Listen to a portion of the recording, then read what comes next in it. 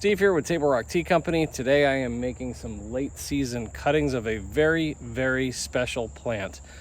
This is a 1 in 15,000 anomaly tea plant that we have. It came out of a lot of Camellia sinensis var. Assamica.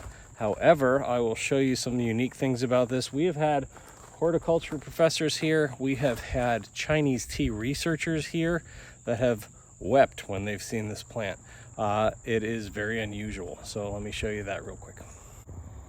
Okay, so this plant is about 4 years old, maybe a little bit older. I'm gonna say, yeah, 4 or 5.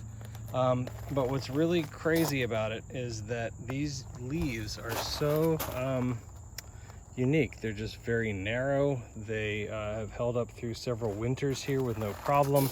And now the bush is starting to flourish. It took a long time to grow. But right next to it, you can see what it should look like. Okay, those are the leaves that are normal for this. And these are those. Very, very cool. So the base is actually unique as well.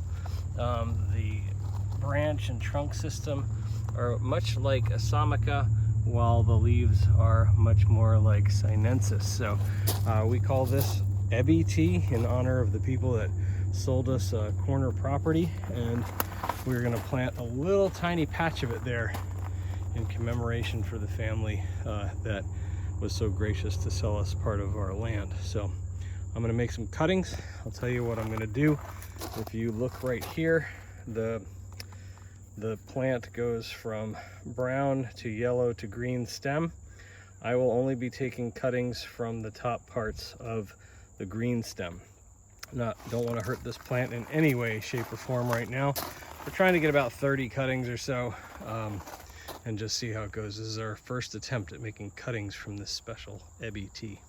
Okay, so for those new to making cuttings, I'm just going to take really half of the green. So the green starts right here, goes up to here. So I'm only going to take half of it. I'm just going to snip it right in the middle. Okay, I have my initial cutting. I'll put it with the rest of them, and then we will take these to the transplant table. I should be able to get several cuttings per tip that I've done. We do single node cuttings, okay? And what you do is you cut from here to right there. So right above that little node that's developing. That's it. Just snip, and then you do it on the next one. Snip, next one, snip.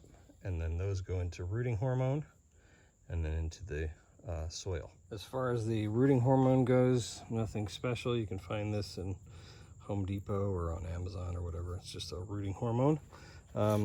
And you'll take one of these single node cuttings, just dip it into the jar, just the stem that you cut, so you can see that.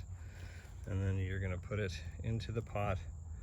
And again, nothing fancy. You just push it straight down in to ground level. But notice that I have it so that the leaf is not actually on the ground. So that's important. The soil that I'm using is a very heavy concentration of sand to soil. So it's just better for making cuttings, I have found. And then once they are in there, I'm going to mist them very heavily. I've got my Fogget nozzle, quarter gallon per minute, so a very light mist. But I want to heavily water them, but with a light mist. And I'm going to be doing that every day here for about 2 weeks till these really establish. You'll notice too, I face them all the same way. I just like doing that. It makes sense to me. And they're also, back to why they're sloped, just like in nature, angled down. That's where the water's going to drop down to put it right at the base. Hopefully those roots will develop pretty soon, and we'll get some cuttings of this very rare plant. So there you have it, just trying to make a few last minute end of season cuttings. Thanks for watching. Stay tuned to see what else is brewing here at Table Rock Tea Company.